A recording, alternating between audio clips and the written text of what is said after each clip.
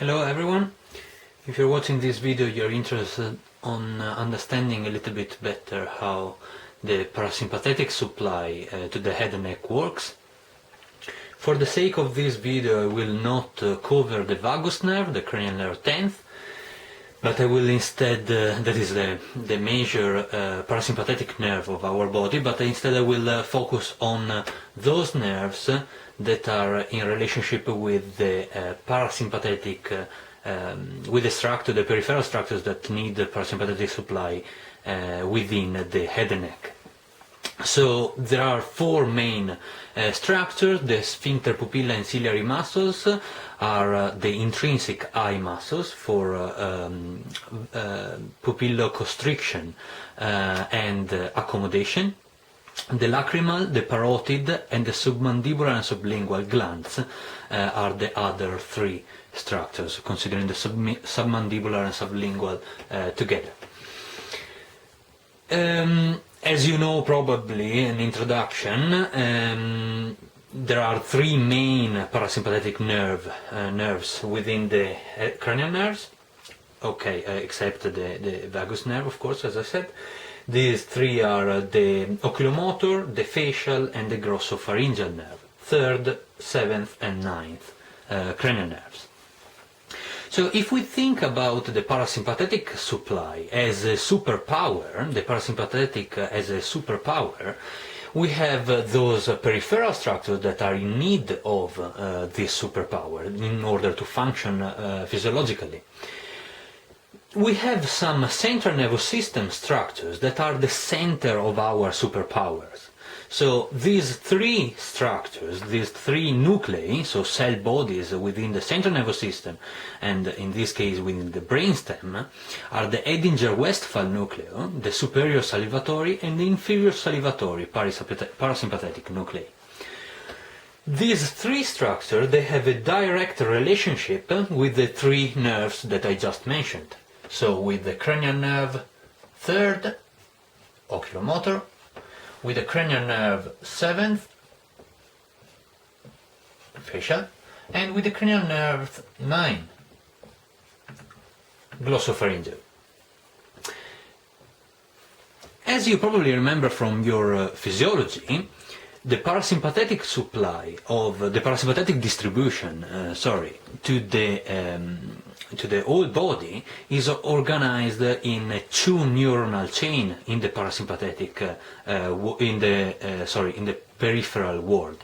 This means that we will have two different neurons in order to leave the central nervous system and reach the gland or the muscles that need innervation. Two neuronal chain means that we have we have the need of cell bodies within the peripheral system. So we will have those what are called parasympathetic ganglia. For each of these four structures we have a respective ganglion. So we have the ciliary ganglion for the sphincter, pupilla and ciliary muscles. We have the pterygo-palatine ganglion for the lacrimal gland. We have the otic ganglion for the parotid gland.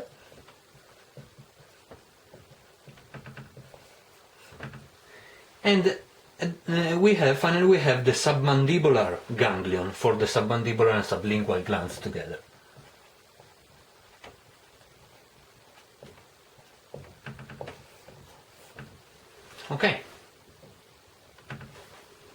Okay. So we said that the three cranial nerves, they have a direct relationship with the superpower centers within the central nervous system. So the 3rd with the edinger-westphal, the 7th with the superior salivatory, and the 9th with the inferior salivatory. To understand a little bit better how all this system works in the distribution, and this is where it gets a little bit complex, we need to take into consideration another very important cranial nerve, the cranial nerve 5th, the trigeminal nerve. The trigeminal nerve, as you know, has three branches. we call it V1, V2 and V3 down here.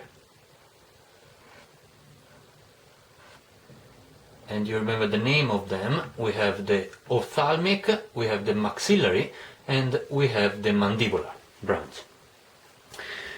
So the trigeminal nerve doesn't have any superpower, it doesn't receive any superpower from the central nervous system, from the three superpower centers within the central nervous system.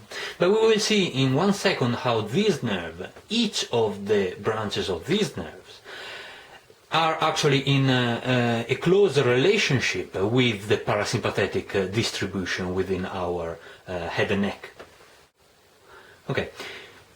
So we know that within the periphery we are in need of the parasympathetic superpowers, and now we know that the oculomotor, the facial and the glossopharyngeal nerve, they have the superpower from the central nervous system. We need to understand a little bit how the ganglion, how the ganglia gets the power, and how this is then carried within the, do you remember, the post-synaptic fibers, so after the synapse that happens in the ganglion, finally to the structures that are in need of the sympathetic innervation. So first of all, we have let's have a look at each of them individually. So the ciliary ganglion.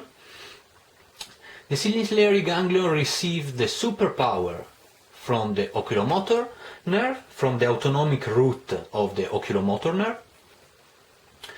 But then it's not the oculomotor that carries the ciliary ganglion superpower to the sphincter pupillae and the ciliary muscles. Instead, the ciliary ganglion receives also a branch, a sensory root branch from the V1, from the ophthalmic nerve, and this is called nasociliary.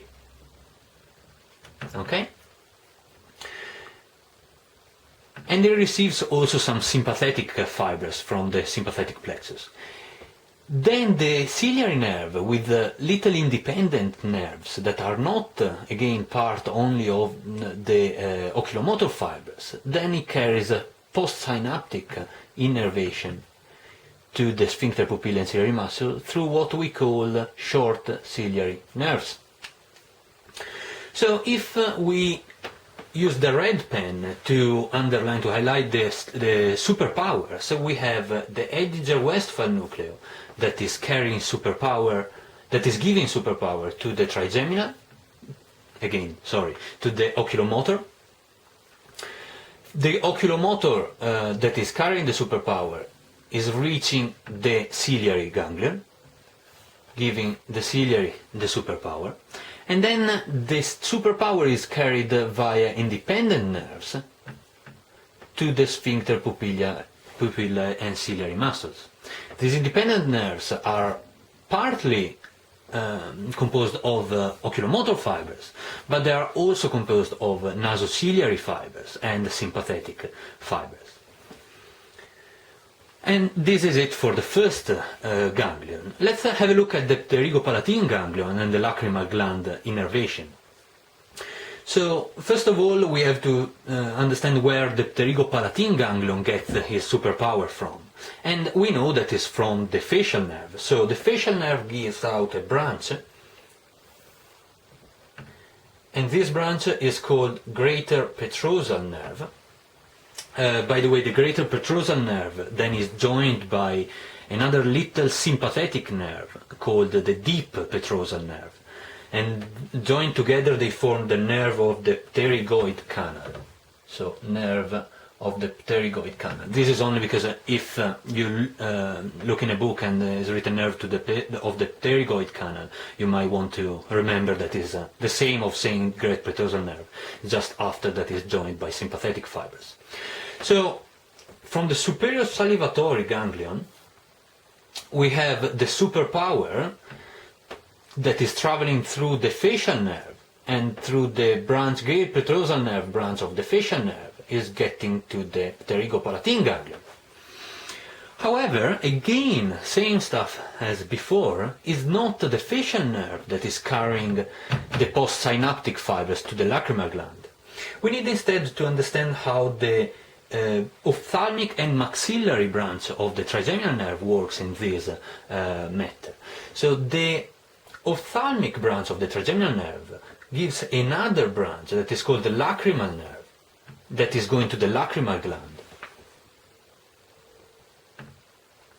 Lacrimal nerve. This, of course, is innervated in the lacrimal gland, but we know that it doesn't have any superpower, the trigeminal nerve. So we have to understand how the pterygo-palatine ganglion gives the superpower to the lacrimal nerve in order to innervate the lacrimal gland. And to do this, we have to take into consideration the second branch of the trigeminal.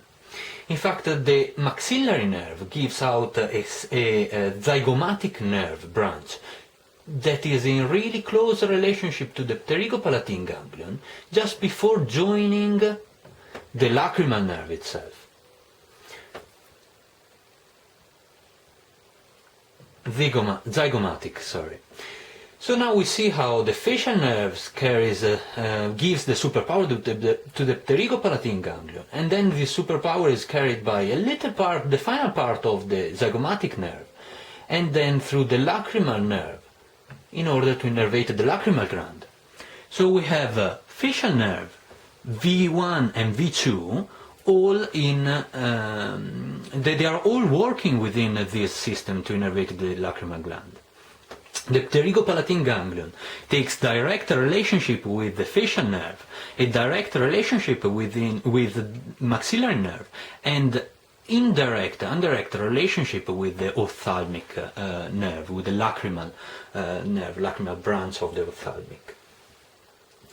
And this is it again for the pterygo-palatine ganglion. So ciliary, pterygo-palatine. Let's have a look at the submandibular before then the otic, so we can finish the facial nerve distribution. So to understand how the submandibular ganglion gets the superpower in order to innervate then the submandibular and sublingual glands, we need to take into consideration now the third branch of the trigeminal nerve. The mandibular nerve, in fact, gives out a nerve that is called the lingual nerve, and this nerve goes to the submandibular ganglion and then reaches the glands. So again, as the zygomatic nerve before, this nerve has this lingual nerve has a close relationship with the submandibular ganglion, and then innervates the glands. As we know, the facial nerve then is actually giving the superpower to the submandibular ganglion, but instead of having a direct relationship with it, this time the facial nerve gives out a branch that is called the chorda tympani nerve, and this is joining the lingual nerve before this goes to the ganglion. So the facial nerve from the superior salivatory ganglion gets the superpower, and it takes the superpowers down to the lingual nerve, and then the lingual nerve itself innervates the submandibular ganglion, and this gives the superpower to innervate the submandibular and sublingual glands. So again, the V3, the mandibular nerve, the third branch of the trigeminal, has a really close relationship and is carrying parasympathetic fibers, but after that is joined by the branch of the facial nerve. We have the last one, this is chorda tympani nerve. The last one is our otic ganglion. So first of all, we know that the otic ganglion receives the superpower from the glossopharyngeal nerve. This branch is called the lesser petrosal nerve, but before first is called tympanic nerve. So the glossopharyngeal nerve gives out a tympanic nerve to the tympanic plexus, and then the tympanic plexus gives out a lesser petrosal nerve. And of course, the inferior salivatory nucleus has the superpower, gives the superpower to the superpower travels through the glossopharyngeal, and then the glossopharyngeal gives the superpower to the otic ganglion. However, again, it's not the glossopharyngeal nerve that carries the parasympathetic fibers on the postsynaptic part of the system. What is it then? The mandibular nerve, the V3, gives out another branch that is called the auriculotemporal nerve, and this has a close relationship to the otic ganglion before reaching the parotid gland. So now you can imagine this is auriculotemporal. Now you can imagine that is the otic ganglion giving the superpower to the auriculotemporal nerve that is then reaching the parotid gland. This is the whole system. It is a little bit simplified, but as well it shows its complexity. This would be important in different ways according to your medical specialty, of course. For what regards manual therapy, if you have a patient with a trigeminal neuralgia or with just an irritation of the trigeminal nuclei, we know now that the trigeminal nerve, even if it doesn't have any superpower given from the central nervous system, so it's not an elective nerve you think of if you are thinking about parasympathetic supply, this has actually a very, very close relationship with any part of the parasympathetic supply to the head and neck, giving away the reason, the substrate for process of neurogenic inflammation that involves maybe the autonomic supply to your head.